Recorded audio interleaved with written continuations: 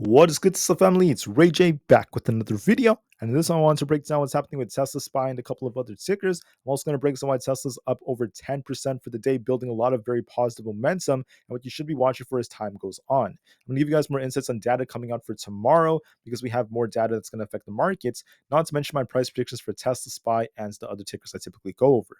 But before I break the doubles information, before I get into any more details, let me just mention a few things. I am personally not a financial planner, so take nothing I say as financial advice. And also, if you guys can, please smash the like button if you want to see more videos like this. It not only benefits me, it benefits the entire Tesla community as a whole. Anyways, looking at Tesla, we're up over 10%. Just as we predicted, I told everyone that if Tesla ended up getting very, very good numbers for their deliveries reports, we're going to be looking for 230 a share. If we had bad numbers, Tesla would fall to 190. And I told you all that once the numbers come out, you'll be looking for some very, very interesting volatility. And lo and behold, the numbers came out. All these mainstream articles were saying Tesla's going to fail, Tesla's not going to do well, this and that. And what happened is Tesla soared over 10% on better than expected Q2 deliveries, which is very, very bullish news. Now, the share price on the 4 hour time frame is looking very, very bullish. In fact, if I'm going to be honest, it looks like we're going to go all the way up to about 260 a share over the next couple of weeks as we approach the robotaxi event. Tesla still looks very, very bullish, very, very strong, and there is more upside potential. But I will break down more details about this a little bit later on. I'll give you guys my price predictions later on. I first want to talk about some very important data and such. So, mainstream news was saying yesterday that Tesla is going to have devastating numbers. Tesla's going to fail. And lo and behold, Tesla has proven all those people wrong by absolutely crushing it.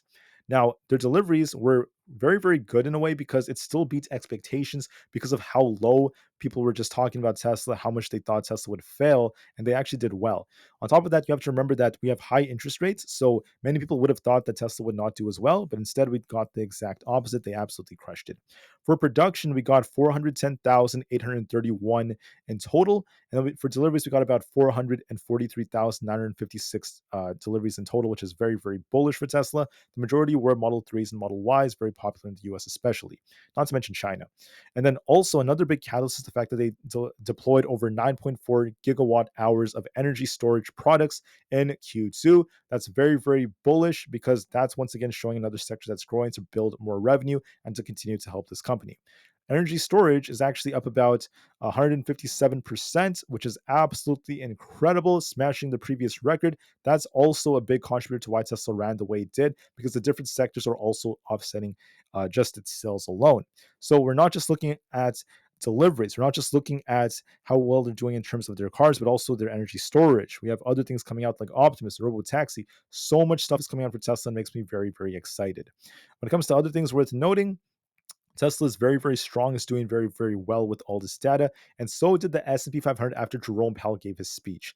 Just to be frank, Jerome Powell didn't really say much. He basically said that as far as the market goes, the Fed is making a lot of progress when it comes to inflation, but it's not really enough for the Fed to really say they're ready to cut just yet. They're not ready to do that. They need to wait and see how the data looks for quite some time. That's mainly what Jerome Powell said. He did also give some targets for inflation, talking about how we could get closer to that 2% mark closer to the end of next year, and how the Fed is still making consistent progress. We don't know when they're going to cut. They haven't confirmed it yet, but like I said before, guys, I'm not going to worry about that yet. We're just going to look at this on a month-over-month basis. The S&P 500 also soared, closing above 5,500 for the first time. Once again, we're approaching those all-time highs, looking very, very strong, and things are looking better, at least moving forward. Now, for the week, I want to call out there's not really much coming out for earnings, but just know tomorrow is going to be Wednesday, and tomorrow is going to be half a day for the stock market. The market's going to close early at 1 o'clock p.m.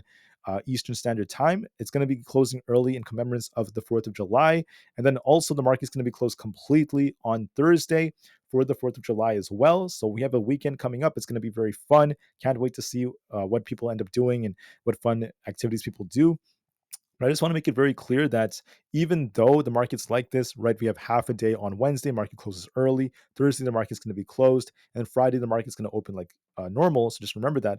Despite that, on Wednesday, Okay, even though it's half a day, we have a lot of very important data still coming out, and it's going to affect the markets. What is the data? Well, firstly, we have initial jobless claims coming out in an hour before market open, not really that crazy. And then at 9:45 a.m., we have the S&P Global Composite PMI and Services PMI. That's going to give us more insights on how the economy is looking. But then the main piece of data is going to be this. At 10 o'clock a.m. Eastern Standard Time, we have the ISM Services Business Activity, Employment, New Orders, and Prices all coming out. This is going to be very important because it's going to give us more insights on how the services sector is doing, and it's going to give us more forward-looking data. At least that's going to affect inflation. So new orders and prices are going to be important. Can't wait to see what that leads to. Expect some crazy volatility in the markets at 10 o'clock a.m. tomorrow. This data is going to be important. This could pump the market even higher, or even cause a rug pull. So we'll wait and see. But once again, guys, get ready for some high volatility. On top of all of this, I just want to mention that we also have the FOMC minutes at 2 o'clock p.m. Now, the market closes at 1 p.m., so this is coming out after the market closes. But just keep this in mind because this will be important. It's going to give us, it's not the FOMC meeting, by the way, it's just the minutes. It's just going to be a report that gives us more insights on what the different Fed officials think about inflation, their projections for interest rates, what their target rates are, and a bunch of other things like that. So more information from the Feds coming out at 2 o'clock p.m. We'll be watching to see what that causes. But the main times to watch for volatility are 15 minutes and 30 minutes after market open, especially at 10 o'clock a.m., 30 minutes after open for tomorrow. Expect a big move. Just a few more things before I talk about the charts, by the way. We have neutral being the overall sentiment driver of the market. We were more fearful, but now as buyers are stepping in, we're getting back to neutral. People are becoming more excited. Momentum is still extremely greedy because we're still holding very well above the 125 daily moving average on the S&P 500, as that's good for the markets. And then the puts and call option positioning is currently at extreme greed. This is because more puts are once again being closed and buyers are continuing to dominate. Market volatility is neutral. We're kind of in the middle, kind of neutral, so watch for that as well. The Tesla stock has about 203 million in volume. High volume is here, and we're going to likely see another attempt to break our highs. Short volume is going up a bit as we're starting to see a big shift right now, at least in the overall dark pools. But I'm not really too worried about that quite yet because momentum is still strong. Cantor Fitzgerald just gave Tesla an overweight rating. They are correct. Tesla definitely has been outperforming the market. That's why the price price ratio is soaring. This is the first time this really soared to these levels since like February. So it's been many months since Tesla had this much strength. It's been a long time, guys. Tesla's finally getting strength it hasn't had for almost this entire year. And that is very, very bullish. Very, very awesome stuff, in my personal opinion. I'm very excited to hear about this as Tesla's trying to grow and continue to climb. Don't also forget that for Wednesdays, we tend to be green about 48% of the time historically. There tends to be more volatility around 10 a.m., also around noon, and then also during like the second to last hour of the day tend to be more volatile. June tends to be a strong month for Tesla. It was a good month for Tesla. July is also starting off on a very strong note. So things are looking good for Tesla, in my personal opinion. Anyways, that is it for all the data, all the information for tomorrow. Now I just want to focus on technicals, and that is all, at least for the time being. So what do I see for Tesla moving forward? We look very, very bullish. I see more upside potential, but just know that this 230 area is going to be a tough resistance we're going to be fighting for tomorrow. I believe that the most likely possibility would be Tesla kind of gapping down when we open, and then we may make an attempt to go higher depending on the ISM data. But overall, it's looking pretty darn good. So let me show you guys this. We basically have these levels to watch for.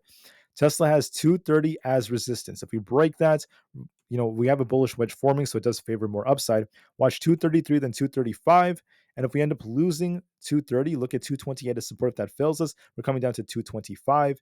Losing that opens the doors for about 222.5. Now, those are your levels to watch for, but what is more probable, at least for Tesla? In my personal opinion, Tesla's looking very strong, very, very bullish. I think there's a very good chance that Tesla may try to break out higher. So look for a potential gap down tomorrow. Maybe we might try to gap down with the market, then continue higher. And I think that we're going to be attempting to fight 230 all over again. When you have a big 10% day like this and you have this much momentum, we are looking pretty good. And I think that there's a good chance we may be pushing to the mid 230s. That looks more favorable. We will see if the data helps that for Tesla as well, but it's still looking quite good. For tomorrow, we might gap down this, then just continue. 233 could be coming, and I think there's going to be a lot of momentum remaining, so Tesla will just try to continue to go as we are turning very parabolic.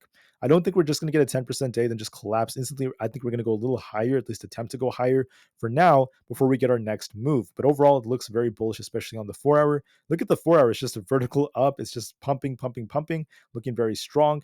Look at the daily chart on Tesla. It's very bullish looking. Look at this. We gapped up. We're pushing very nicely. It looks very strong, like it wants to go up to these higher levels, wants to be hitting these next resistance levels. So we look bullish on all time frames. I think we might gap down and start continuing to pump tomorrow. That looks very probable for Tesla. Just watch for volatility at 10 a.m. as we have more data coming out. So we'll see how things end up going. For SPY, the daily looks pretty strong, but also on the 4-hour time frame. Do not forget that we have a nice looking structure right here. We have a nice double bottom leg structure as we held 542 as support and bounced off of this. Since we're holding above 547, there's a good chance we might try to push it for 550 tomorrow. If we could break that, we could be going to 552, then 555. SPY is looking more bullish. If we turn bearish, you want to see it lose 547, then 545.8. I think 545.8 being lost would be a sign of weakness, and we'll be dipping back down to lower levels if that ends up being the case. However, this is looking very unlikely. To me, what's the most likely possibility is we kind of gap down and start pumping for 550 plus for the all-time highs on SPY. I find that to be more probable looking at the technicals, but we will see if the data suggests and it kind of like helps us out as well. For Nvidia has a bit of a downtrend that's being established right over here. This is significant because Nvidia was pumping super hard for the last couple of weeks. Now it's starting to show some weakness because it was due to do this. Now, with Nvidia hitting this high at 130, we've been on a downtrend since. So this is continuing to look kind of weak. Look for a test of 123. If we reject here, we're going to be coming back down to about 119. If we break through that, we'll be looking for about 124, then eventually 127. In my opinion, Nvidia has a bit of a downtrend that's been established. It's looking kind of weak and may continue to downtrend. And I think that it's very important to remember that the trend is once again the most likely possibility. We need to break past 127 to turn back to bullish. Otherwise, I think we just continue to downtrend. That's looking more probable for Nvidia. Bitcoin's looking like it's going to dip just a little bit more. I think we could be actually retesting the mid 61,000 area. Then we'll see if we get a bounce or not. We need to get back above 62,200 to turn back to bullish. Otherwise, we are looking kind of weak on Bitcoin, so it might dip a little bit more. So watch and see what happens once we test support. Might dip a bit towards the mid 61,000 area, and we'll see if we get a bounce or not. For the QQQ, okay, we have a magic number, 484. As long as we're above that, we are looking bullish. We broke past 484 and we have a very nice looking cup and handle like structure. So this favors the upside. If we lose 484, I'll be looking for 482, then 480. I will become a little bit more concerned if we lose that. But overall, we're holding very, very well above it. And it looks from a technical standpoint like it wants to go up to 488, then 490, and eventually new all-time highs. The Triple Q and the NASDAQ are looking very bullish. So far, so good. For Apple has a nice uptrend being established like this, trying to push up higher. If we break past 220, we're going to be going all the way up towards 222. We look bullish, technically speaking. There's no sign of weakness yet, and it looks like it wants to go higher. We'll see for confirmation if that ends up being the case, but make sure you watch those levels. So going back to Tesla, it's very bullish looking, just like the market. The market is also kind of moving together in unison, and that's helping Tesla build a lot more momentum. So it looks very strong and favors more upside. Now I'm going to talk about the other tickers out there and try to be kind of quick. For Palantir is showing a little bit of weakness on the 4-hour. I do favor it coming down to 25.37. We pushed to my target from yesterday. I said that 26.5 could be coming. We did touch that only to reject. So now I'll be looking for a test of 25.37. We'll see if we bounce or not, but watch that target very, very carefully. For Supermicro, we have a head and shoulders like structure, but instead of continuing to fall, we ended up getting a nice bounce. And this is something that sometimes something that happens. Technical analysis is not always 100% sufficient. Yes, the majority of the time it is correct in my opinion, but not always. Sometimes you'll have Jerome Powell giving a speech. Sometimes you'll have a new catalyst that could get in the way. And that's what kind of happened to Supermicro because technicals showed a little dip that was coming, but instead we bounced. And I think that there's now a good chance we're going to be retesting 844 tomorrow. If we reject there, we're going to be looking for a big dip. If we break through that, we're going to be going all the way up to about 860. So I'll be watching to see if that ends up being the case. For Rivian has a nice little balance right over here that's forming. If we continue to break it, I'll be looking for a test of about this 15 area. Breaking that opens the doors for this previous support becoming resistance at 15.8. If we lose 13.9, we're going to be dipping down to 12.94, but I favor the upside for this previous resistance to be tested. So I think we're going to be pushing for 15.8. For SoFi, if we continue higher, I want to see it break past 6.54. If we break that, we're going to be pushing higher. If we reject off 6.5, it will be coming back down towards about 6.38. So I'll be watching this very carefully. But overall, we have a nice looking bullish structure that's still technically holding. We have a channel. So I think that we're going to be looking for a push for 6.5 for tomorrow, then some sideways price action as the most likely possibility for SoFi. For the IWM Russell 2000, I want to see this break past 202 to turn bullish. If you break that, we're going up to 204. If you reject it, we're going to be dipping back down to 201, then eventually back down to 199. In my personal opinion, I think the odds favor us trying to push up for about 202 plus. That's looking more probable, but we'll have to see if that ends up being the case. AMD is looking more bullish.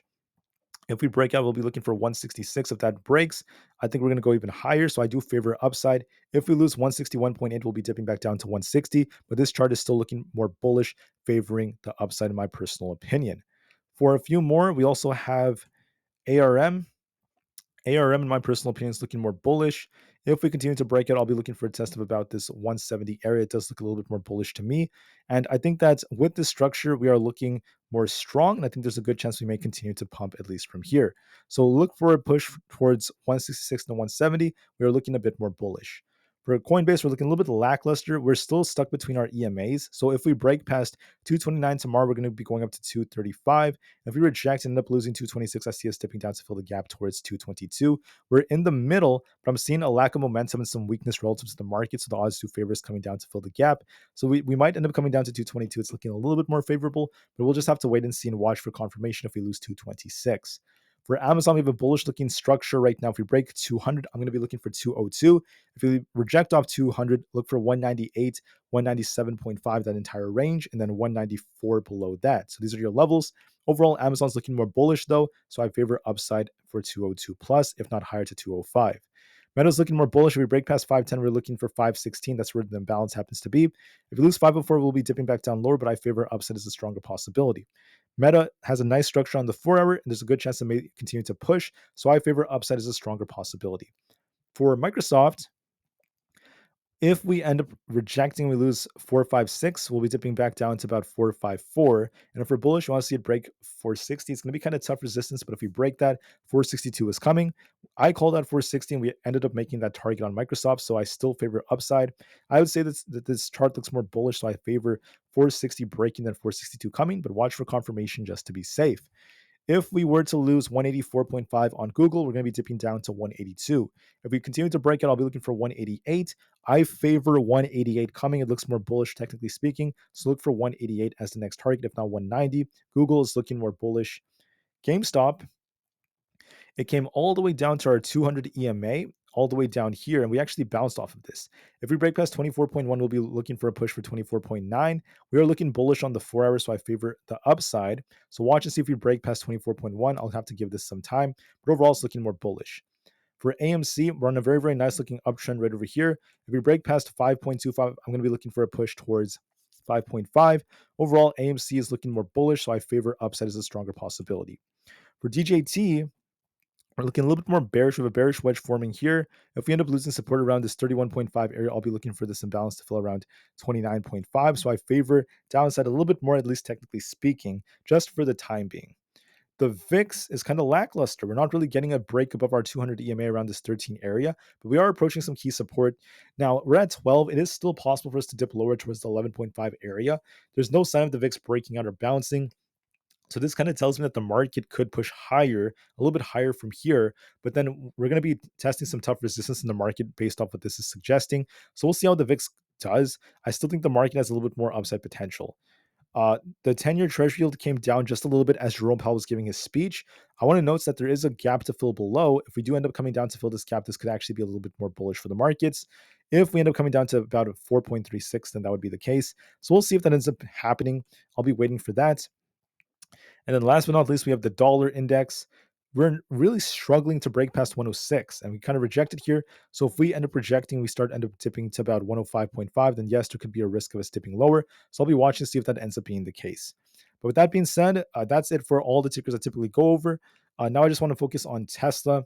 Tesla is bullish, plain and simple. It's very, very bullish, pumping very, very nicely. It has a lot more upside potential. There's no sign of weakness on this chart quite yet. Could we gap down tomorrow? Yes, and then start pumping after that? Sure. But overall, it looks like we want to continue to go. I'm really liking this setup. We called this out, guys. This should not be a surprise to anyone. We've been saying this for weeks that Tesla's going to run. We have a nice inverse head and shoulders. I've been saying that for a very long time. You could go back to my videos a month ago. I've been screaming, it's going to run, it's going to run. There's going to be a June squeeze, even a July squeeze. And lo and behold, it's already happening before your very eyes. I think we're just getting started. Elon Musk even said that this move is small relative to what's going to come for Tesla with the Robotaxi and Optimus. So he's still very bullish, and he's implying there's another squeeze coming. I agree with Elon Musk. There's going to be a big squeeze coming for Tesla. The AI hype is finally starting for Tesla. All this hype about AI. The other tickers like Apple, like Microsoft, like Amazon, they got their runs. Nvidia, they got their runs. Tesla's run is just starting. Tesla's a late runner. It's finally time for Tesla to make its move, and I'm glad that we called this out and we're ready for this. So, with that being said, I want to thank you all so much for listening. Please have an absolutely spectacular rest of the day. I'll see you guys very soon on the next one tomorrow morning before the market opens. Thank you for listening. Tesla to the moon because the long term is very bright, and peace out.